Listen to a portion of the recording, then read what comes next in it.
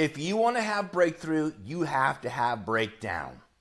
That's just a simple reality. What does that mean?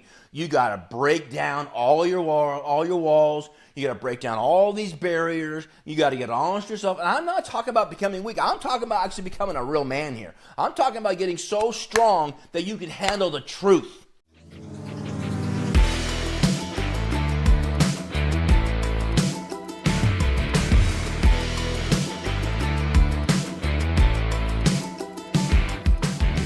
Welcome back to the Man Maker Show. We are dedicated to helping men become stronger and more intentional leaders because the fight in every man's life is real and you were created to overcome. We know that hard times make better men, and through adversity, we find our inner warrior. Thanks for showing up and opening your mind in order to make your future greater than your past. Here's your host, Brad Wolgamott.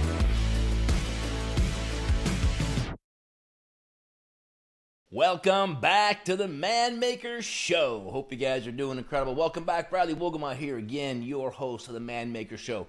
We are committed to helping men become better men. There's a lot of energy out there now around manhood, most of it being negative. The whole toxic masculinity seems to be a very popular conversation. If you watch commercials on TV, it's mostly about failure men or weak men or goofy men. You watch most shows, movies, even cartoons with my daughter, it's usually very weak men and strong women. And I'm all in favor of strong women, but I'm not in favor of weak men. And it bothers me to great degree how much emasculation there is of men. So this show is committed to helping people understand a little bit about maybe where that comes from. Although I'm not a conspiracy theorist, but there is definitely an agenda somehow vibing through Hollywood, vibing through the education system, vibing through social media to emasculate men. And we could go on and on about maybe the overall goal of that, but I won't go down that rabbit hole because I don't think it benefits anybody. Let's just talk about the reality that this country, this world needs strong men. We need strong women too. Don't be offended by that, but I'm here to talk to you about men. The challenge we're dealing with today is that for some reason we've bought into this concept that men are supposed to be perfect. And when they're not, then they are garbage.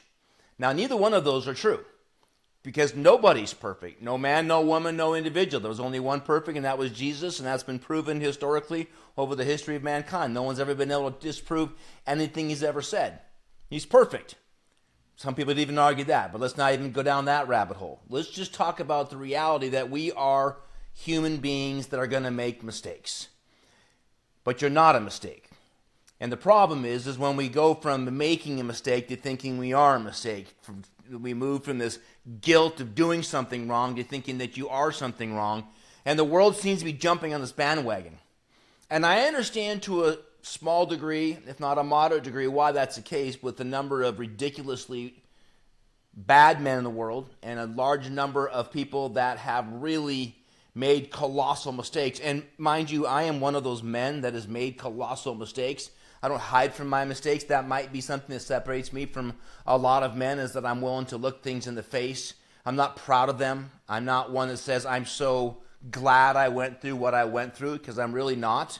But I have to look at those mistakes in my life and realize that they happened, and I'm either going to let them form my future or I'm going to let them be concrete that keep me held in the past. And I refuse to let the past of my life predict and develop the future of my life. I believe that today is the first day of the rest of my life, which means that everything I do now helps develop my future, which everything has happened has also been part of developing my future. But if I can load this season of my life with more positive content, then I can begin to make more quality decisions. And so, here I am, 15, 16 years post-divorce, post-economic collapse in my life, post-major health situations that happen, and I've made my story fairly public. I'm not trying to make it a big deal. It's just I'm on a season now where I'm well past that.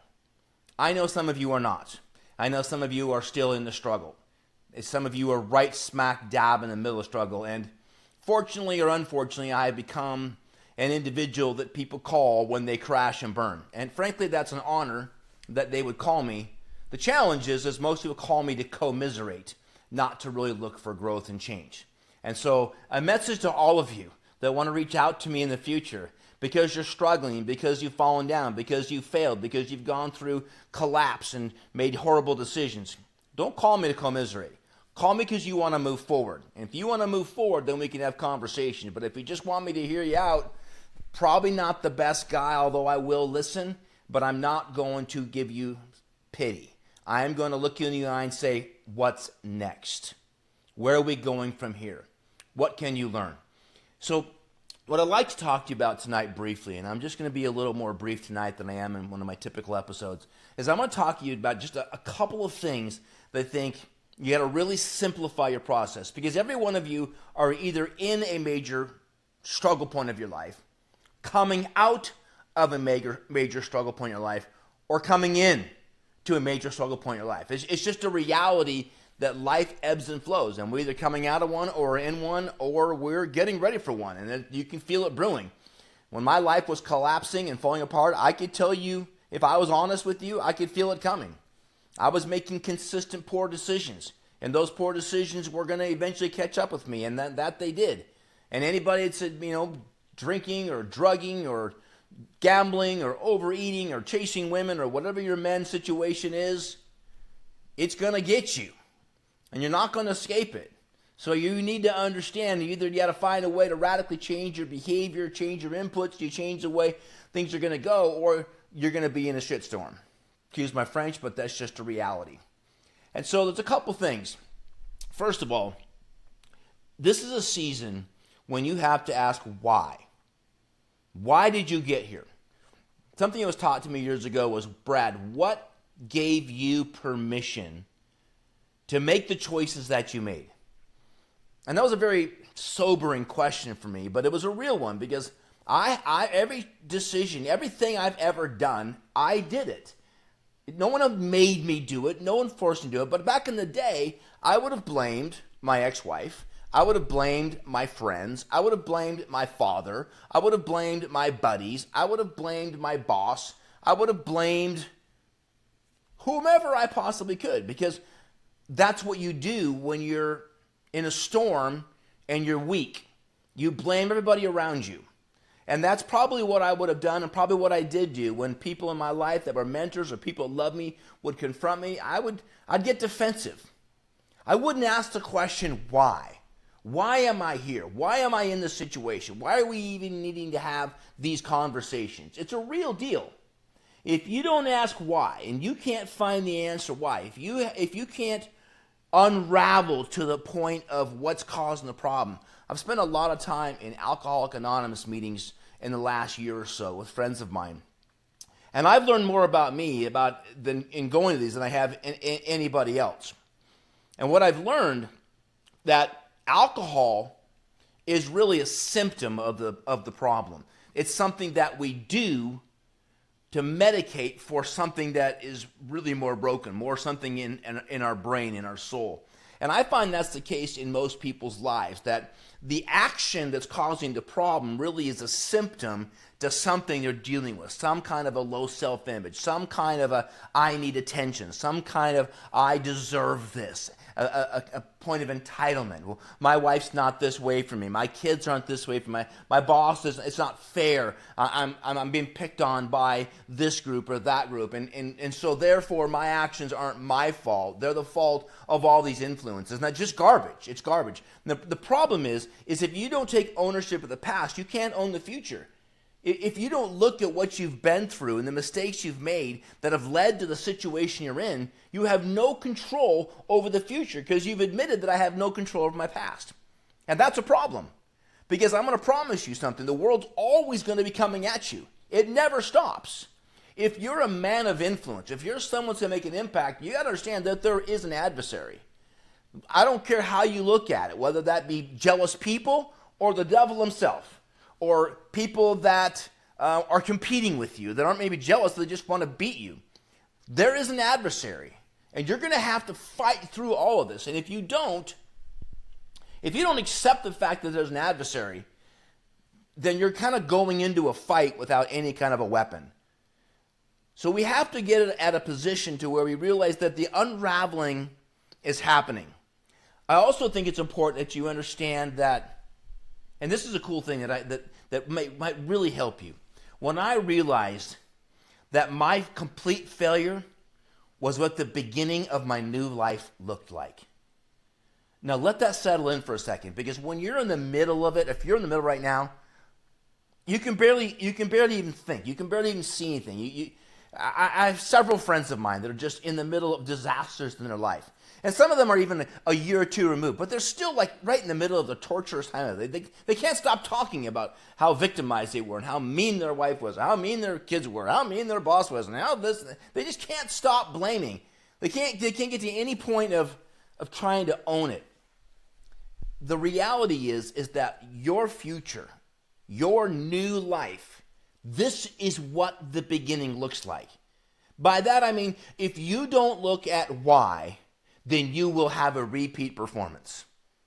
If you don't understand the things that were going on in your life that you think gave you permission to make the choices you made, you will have the same repeat. That's not a same result. That's not a new life. That's the same life on replay. That's Groundhog's Day.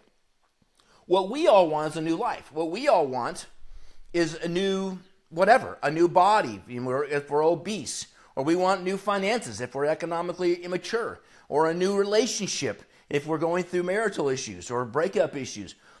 Whatever the new thing is, we don't want to bring back what was in 2.0. So the only way to get there is to ask why. Because, and you've heard me say this before, but I'll say it to you again, because you've got to own this. You are exactly where you need to be to learn exactly what you need to know to get exactly what you're asking for. So if I can come to grips with where I'm at, and I can get honest with my failures, with the permission slips that I wrote myself, say it's okay to do X, Y, and Z because of A, B, and C. If I can realize that those permission slips got to be burned up and thrown away, then I'm where I need to be to look at that honest perspective. If I don't look at my stuff, how am I going to get better? And the problem is when you're hurting, you're mad at this person and mad at that person, you're blaming this person, you don't want to do it, but you have to. And this is what frustrates me about all of you that call me and want to sit down and have a counsel session, and have a phone call and have a Zoom, is that you're not willing to look at you. You're not willing to look at why. You want to tell me all the stories and bad stories, and you know what? I get it, because I did the same thing. It took me a couple of years to get past it. I would hope that my pain becomes your gain, that my failure is your shortcut. I would hope that you would have to go through the same 2-3 year process that I went through to start getting honest. It took me 5 or 6 years to get right, because it took 2 or 3 years to just get to zero, because of my denial, because of my immaturity, because I didn't know where to start. And then it took 2 or 3 years of hard work once I got to the point where, when I realized this is what the beginning looks like. The second question you have to ask yourself after asking why is how. How do I get out of here? Not only how did I get here, but that's the why, but the how. And the how is really what's next. Where do I go from here?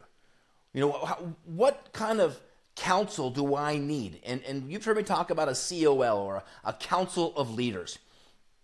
If there's one thing I've asked God for on a repeated basis, and that is for more mentorship. Because I know for a fact that I will arrive at the sum total of the input in my mind. That 5 and 10 years from now, wherever I arrive will be based upon my input. What I eat will be my body. What I put into my mind will be my brain. My brain dictates what I speak dictates what I do, and what I do creates the fruit of my life. If I don't change the input, if I don't get new mentorship, if I don't get new counsel, if I don't get new books, new podcasts, new audios, new information that challenge me, not just biased confirmation, not just information that says you're right, you were victimized, your wife, your friends, your blah, blah, blah, your coach, they were so mean, so therefore, if you're going to continue that, I'm going to promise you, you are not going to have breakthrough. If you want to have breakthrough, you have to have breakdown. That's just a simple reality. What does that mean? You got to break down all your walls. You got to break down all these barriers. You got to get honest with yourself. And I'm not talking about becoming weak. I'm talking about actually becoming a real man here. I'm talking about getting so strong that you can handle the truth. the truth about yourself, the truth about why you failed, the choices that you made, the permission slips that got you in so much trouble. If you are not willing to look at these things and keep blaming the people around you, I'm going to promise you, you're going for 2.0, 3.0, 4.0, and before you know it, you're old, you're nasty, you're crusty, you're angry, you're bitter, you got nothing good to say about anybody, and you blame a group for all your failure. And we see that across the board today. People blaming everybody. It's not real. I saw an interview the other day with Tom Brady, and he was saying everybody should play football. And of course, you know, Tom Brady, the greatest football player in the history of the world, probably. He's challenged why? He goes, because it's hard. Because when it's hot, you're practicing twice a day. When it's wet and rainy and cold, you're playing games. You learn how to play a game when it sucks, when it's hard, when it's nasty. And let me tell you something, that's real life. Real life is not sunshine or rainbows. Real life is not easy days. Real life is hard. And if you expect to play well on good days, you're never going to play well on bad days. The reality is you've got to learn how to dig in when times are tough. He says you got to be willing to walk in the storm. Not walk into the storm, walk in the storm. Stay strong, stay steady, stay consistent. When you don't want to get up early and read, when you don't want to stay up late and study, when you don't want to go to the gym to work on your body, when you don't want to say no to that donut, when you don't want to say no to buying that new car and that new gadget, that new piece of software because it makes you feel good so you can go off into your hobbies. If you're not willing to say no, if you're not willing to discipline yourself, you're going to repeat. You're going to find yourself in the same situation. And as a man, you got to be able to willing to take it straight to you. You got to be willing to let me say what I'm going to say. You can disagree, but if you fight with me and you find yourself embracing old belief systems, then where the heck are you going to get there? How are you going to get there? Where are you going to go from that? It won't work out for you. You've got to be willing to get honest. You've got to be willing to recognize that this is the first day of the rest of my life. This is what it looks like. The dirty, ugly, honest truth of why I failed. Now, how am I going to get out of this situation? And the situation is broad, right? There's a lot of different things. I recently went through a fairly painful surgery. And when I'm coming out of the surgery, I'm like, I'm going to whip this real fast. This is going to be no problem. It'll be off and running. Give me a little time.